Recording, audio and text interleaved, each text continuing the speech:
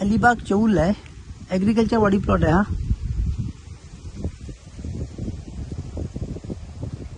Clear title आहे, single approach road आहे. Total plot आहे 60 गुंठे हा. त्यामुळे तुम्हाला 10 गुंठे 15 गुंठे 20 गुंठे असा प्लॉट मिळेल. याला हिल व्ह्यू आहे.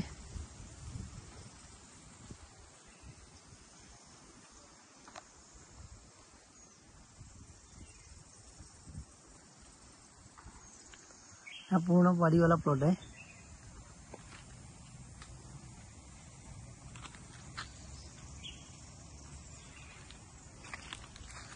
पूर्ण असा डेव्हलप केलेला प्लॉट आहे.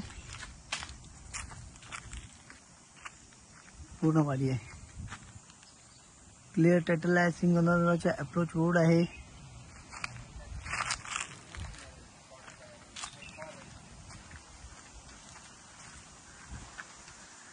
अप्रोच रोड आहे याला. क्लिअर टायटल आहे, सिंगल ओनर आहे. मेन रोड पासून 500 मीटर आहे. रेवदंडा बीच 3.5 किलोमीटर आहे. नागाव बीच 7 किलोमीटर आहे इथून.